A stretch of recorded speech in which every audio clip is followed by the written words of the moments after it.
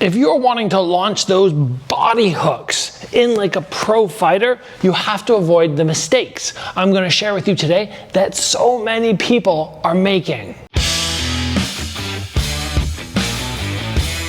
Right now you can grab 2 of my Strike Ready courses, Assault and Takedown, for the Elite Bundle, which is going to focus on how to hit people, how to throw them to the ground, and all the training strategies that I have used to make my offense game as dangerous as possible. I have a link down below there for you. Now, we're talking about the body shots. Doesn't matter if it's straight or if it's coming rounded, there are common mistakes that people are making which are impairing their ability to land to the body. So let's talk about those. The first common mistake that I see is people thinking that body shots have to be thrown in tight. They do all the work from out here to get to the inside, which can be a battle because this guy can move, he can push you away, there's so many things he can do. And then when you finally get to here, you're trying to work, but they can wrap you up, they can neutralize you because you've gotten yourself so close. Obviously, if I'm throwing a straight punch, I'm far too close right now. I want to be more at this range. Same range as when I throw my straight shots. But I also want to remember that I don't have to be here to throw a body shot. I can be at this range and throw either side. And this just means that I'm going to elongate my arm.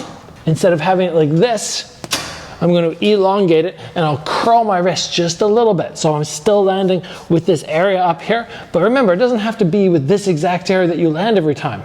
It could be more like that.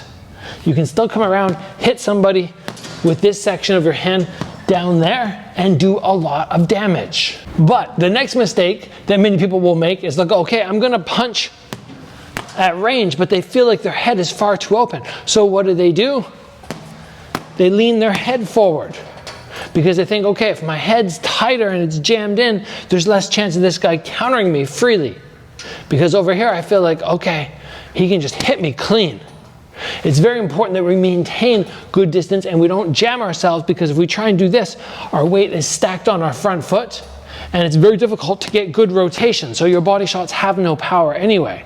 We want to be out here so you can rip it in, not just kind of tap it in. So making sure that you maintain your structure, your head between your feet at whatever distance you choose is going to be the most ideal way to land those devastating body shots. Now let's talk for a moment about hooks in particular. So many people throw the same variety of their body hooks, not realizing that they can target so much of the midsection, and it just requires an angle change.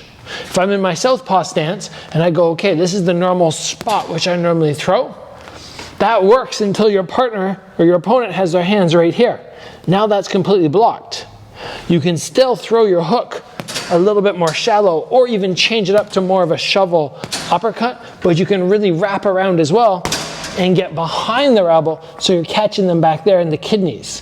Having that ability to go, okay, I'm hitting the front of the bag, the side of the bag, and even more the back of the bag is going to give you that diversity to pick and choose where to land depending on where your opponent's hands happen to be. This is how we throw shots, but make sure we're not just hitting forearm and actually landing. Now, until you get very advanced, I would say a mistake that beginners make is to body hunt. They try and put too many shots together, sometimes even 2. Well, it's more likely to land down to the body. You're not creating an opening, and you're going to feel so much more exposed at head level. Because let's be real, throwing uppercut hook in here feels much safer than upper hook down here. Your hands have to leave your head and they have to come back from this significant distance, which just feels like it takes so much longer. So what we want to do is not go, okay, I'm going to attack the body, bum, bum, bum. We want to switch levels. Lead to the head, boom, boom, come to the body shot, back to the head a couple times, and then another body shot if you're doing a very long combo. But if you're looking for a safe entry and a safe exit with a short combo, maybe 2 shots, and finish at head level. So once you've hit them, you go back to the head, they have to cover up, and getting their counters going is that much more difficult.